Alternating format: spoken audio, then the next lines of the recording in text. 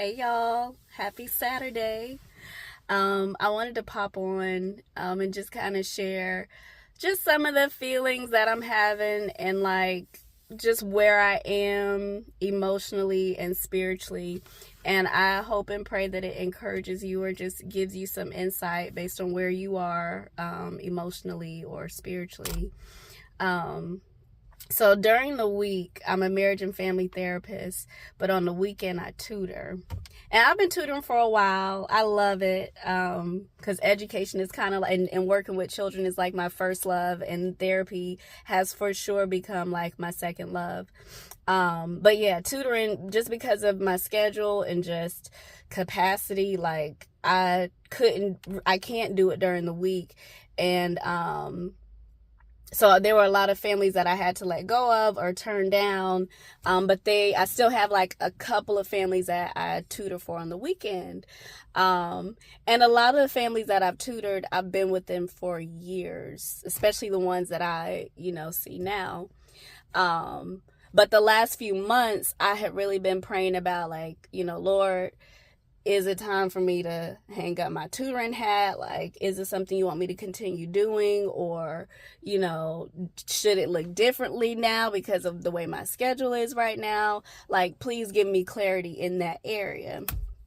And so one of the families that, you know, I was sticking with tutoring or keeping it up primarily because of them and how long I've been with them. I was informed not too long ago that at least for now, for the foreseeable future, they wanted to stop with tutoring. So it did provide me with some clarity, right? Because I've been praying like, Lord, do you want me to continue with this? And like I said, one of the reasons why I questioned it is because I enjoy it, and there's some families that I've been with for a long time, and I wanted to see them through, if that's how things worked out. So when this family said like, hey, we love and appreciate you so much, but it's best for us, stop tutoring from now on or whatever. I was just a little bit, I understood it, but I was like, oh my gosh, I've been with y'all for so long. And I'm bringing all of this up because today was actually my last day with a family that's near and dear to my heart. I've been with their oldest since he was in the 8th grade. And now he's in the 11th grade and, looking around at colleges and things like that. So like before I left, they gave me this sweet gift. I haven't opened it yet, but it's in the trunk. And I was like, oh my gosh, I've been with y'all like since he was in middle school. And, sometimes I have a delayed reaction to things. So, I'm like, I'm proud of you guys. I'm still here. If y'all need me, don't hesitate to reach out. And so I get the gift. And then I, walk to my car. And then my eyes just got a little bit watery. Like even now, just talking about it. Because again, I've been with them for so long, and they are such a sweet, kind, fun family. Like they have a special place in my heart. Like a lot of my other families too, but them especially. So the fact that I'm no longer, I'm no longer tutoring them, it just made me feel sad.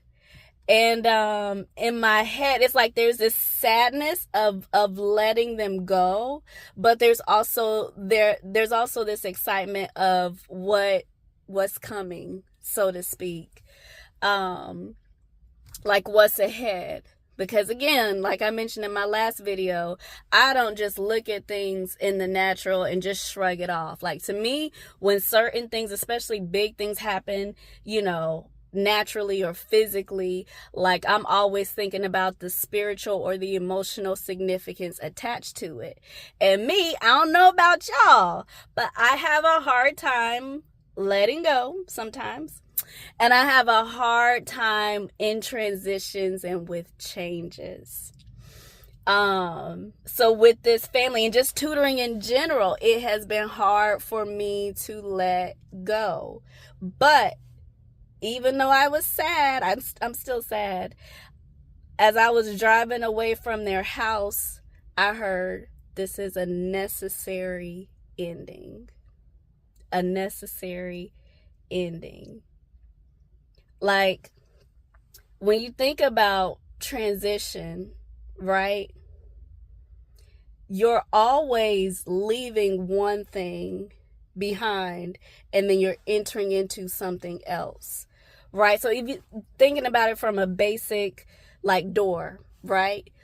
In a room in a house, you are exiting one room, crossing the threshold or the door into another room. So it's like it's two things happening at once. It's like you're leaving something behind, but you're entering into something new.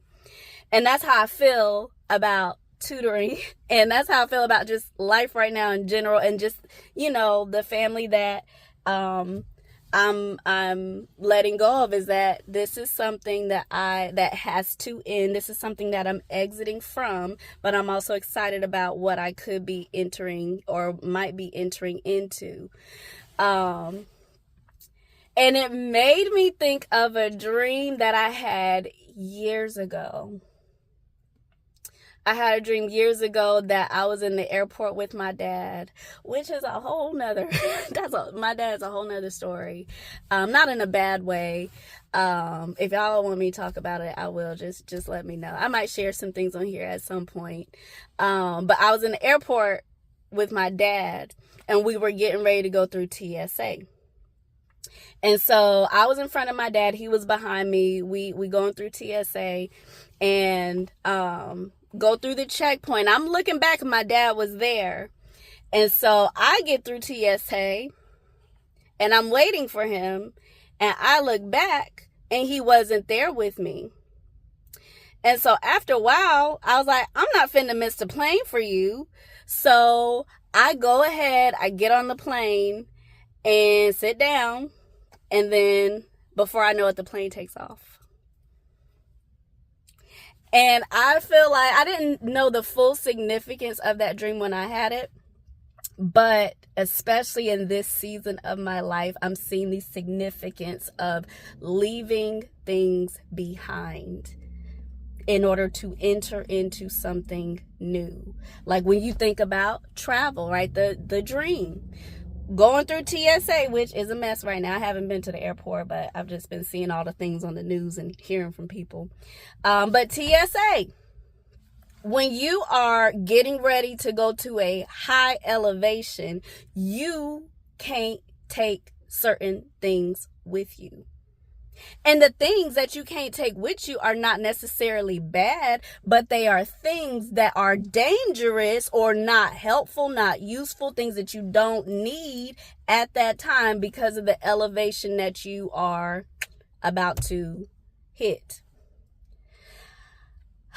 And that really resonates with me because, again, I can get attached sometimes to things or people or things that are familiar or comfortable, right? But again, they're not going to let you onto the plane. They're not going to let you through TSA without getting rid of your liquids if it's too much. They're not going to let you get on, with batteries or whatever, the whole list of things. Y'all know what it is. So, but certain things you have to let it go.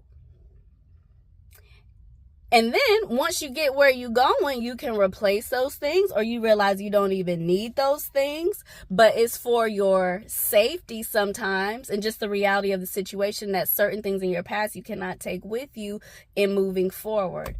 And I kind of feel like that when it comes to not necessarily this family, but just the season of life that I'm in, that there are some things, there's some people, there's some habits, there's some mindsets that I have to let go of because of what God is leading me to or preparing me for.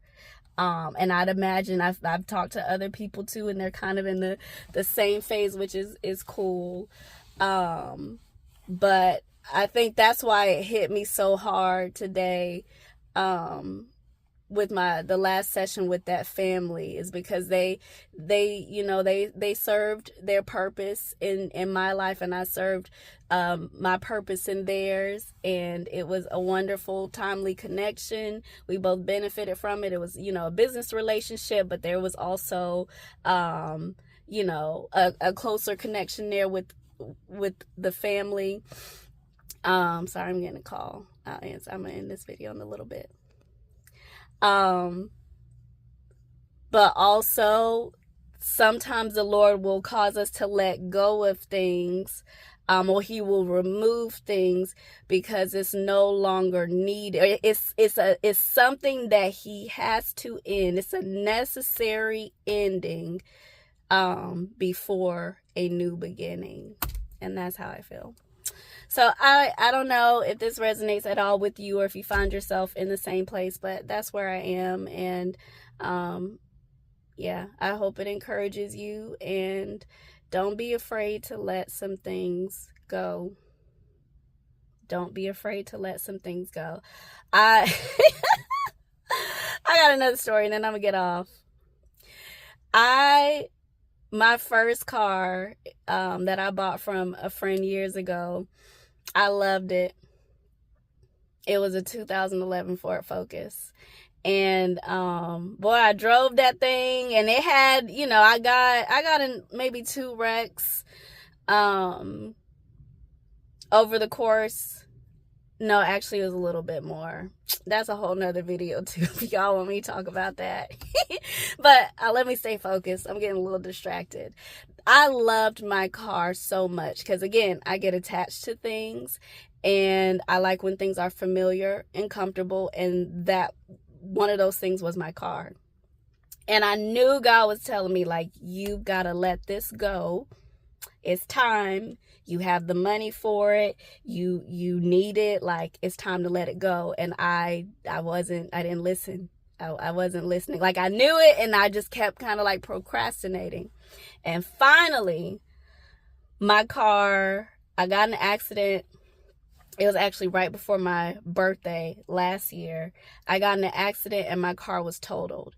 And it wasn't my fault, which was a good thing, obviously, because the other person's insurance, covered it. But it just forced me. It put me in a position to where I had to let the car go, because now these people done evaluated my car and said that it is a total loss. And even when knowing it was a total loss and knowing that I need another car, I was still like, oh my gosh, like, it was so difficult for me to let it go and like move on to something new. And then God provided the best car, something that just went far beyond my expectations. It had everything that I wanted. Like, I didn't even know, like, I knew what I wanted, but it just, the way the Lord provided it and how he provided it, it just,